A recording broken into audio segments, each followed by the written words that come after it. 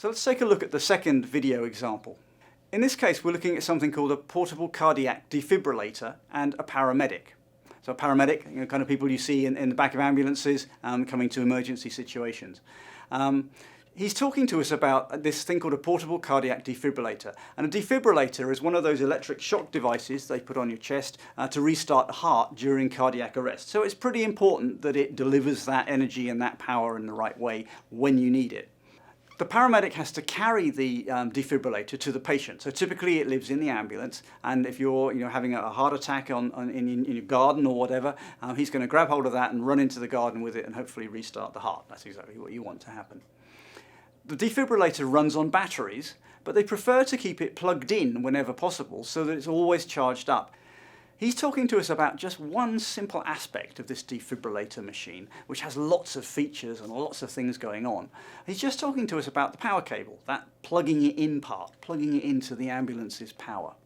We're stationary in a fire station, actually sitting in the back of a real ambulance. And you can see the patient gurney in front of us. I'm actually sitting, videoing with my back to the cab of the ambulance. So watch this video now through insightful eyes. Note down everything you see as best you can.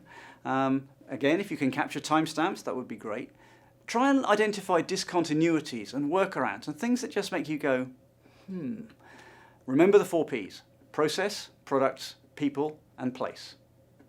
It's been convenient for us to be able to keep it in a system where we can keep the batteries running all the time. And there's a power cord that runs. And I guess if I were to talk directly to Physio Control and say, this is something you need to change on the next one, the connector for this cable is all the way in the back at the very bottom of the unit. And when it's sitting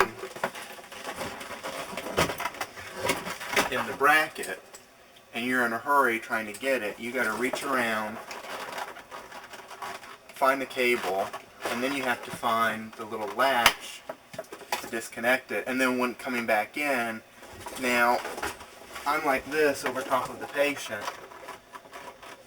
fumbling, and as you can see, it's going to take me maybe not that long, but a significant amount of time in an emergency to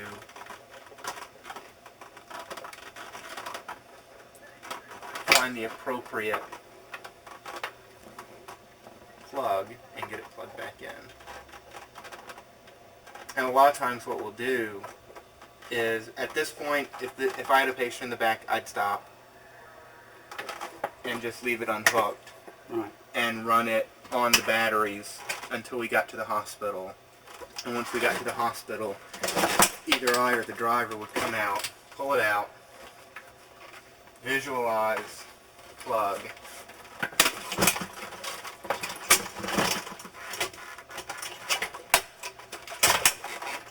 and hook it back in. So I think that's a pretty interesting video. It certainly leaves me scratching my head. It prompts us to immediately imagine ways that we could give him a better power connection. But also there's many things that contribute to what better might be in this context. Maybe let's think a little bit about those. The location of the connector on the device. You heard him, and in fact saw him show us that it's on the back of the device, which is really in the wrong position for him to be able to access in this kind of environment. He's forced to work by feel alone. He's reaching around to the back of the defibrillator to try and find the cable and find the plug and find the hole that it goes in. And he actually tells us that he has to find the little latch. And that tells me that that connector is not just a simple push-in, it's got some kind of orientation probably, and he has to press something, find the latch and press it to click it in, because it's obviously a cable that locks in place. So that makes it even harder doing it across the patient and entirely by feel alone. The location of the device in the alcove, obviously they want it out of the way in the ambulance, they want it safely stored, but if you were designing the inside of an ambulance, would you really have put it there? Probably needs to be close to the patient, but it makes one of the most important things, keeping it on charge, very hard for him to do.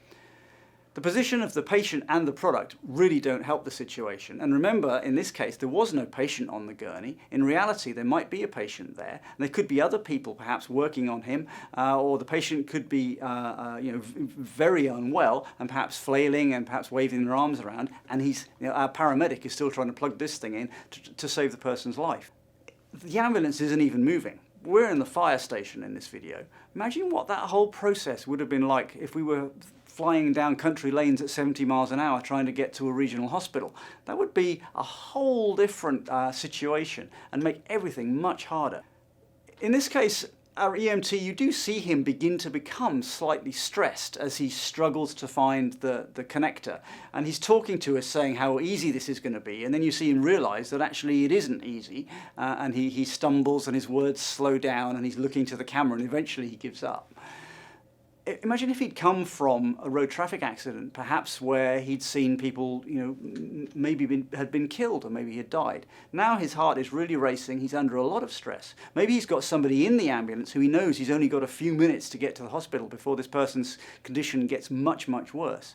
He could be wearing gloves, he could be covered in blood or gasoline if it was a tanker or something like that. He could be in a really high stress situation. This was mundane and he still struggled.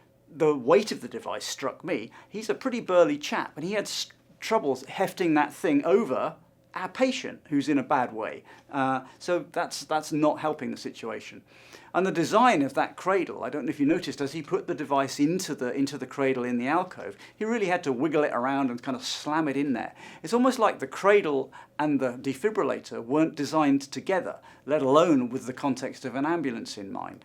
I also note that there are additional black kind of fabric carrying pouches all around the defibrillator where they keep other supplies. They keep electrodes and cables and other things that they might need. But all of those get in the way of him being able to carry out this simple task of plugging it back in. So it's more than just he needs a better connector. There's a lot going on there when you look at it through the eyes of the 4 Ps. And as an innovator, I'm looking at this list thinking, wow, there's a lot we could do there. So thinking about it from all of those different angles might prompt us to wonder, well, why is it like that? Does it need to be? Could I come up with a better way of him being able to plug that defibrillator in? Can I just make the connector better? That would be fairly narrow in scope in our funnel. And it would be a perfectly valid project, a better connector. But you also might think, well, could I redesign the defibrillator itself? Perhaps to put the connector in a different way, or maybe you have one of those water kettles at home that just sits on the base and picks up its connection. And that's why I mentioned the cradle. So could we redesign the defibrillator itself? Actually, could I redesign the whole ambulance and make the inside of an ambulance much more suitable for that purpose and streamline the process and put everything where he needs it, when he needs it? I think I might be able to make a better design of ambulance. So there we talk about scope. The connector, the defibrillator, or the ambulance, much broader. And that might be bounded by the resources you have and the time you have as to which problem you're going to go after. You could go even further. Why do we need the defibrillator at all? Is there a better way to start the heart? Is there a better way to address this whole issue of dealing with a patient who's in cardiac arrest? And of course, that's what medical innovation is all about. So these are increasingly broad challenges, and they could be explored as innovators. And they're all about the scope of what we want to go after and the time and the resources that we have available within our project.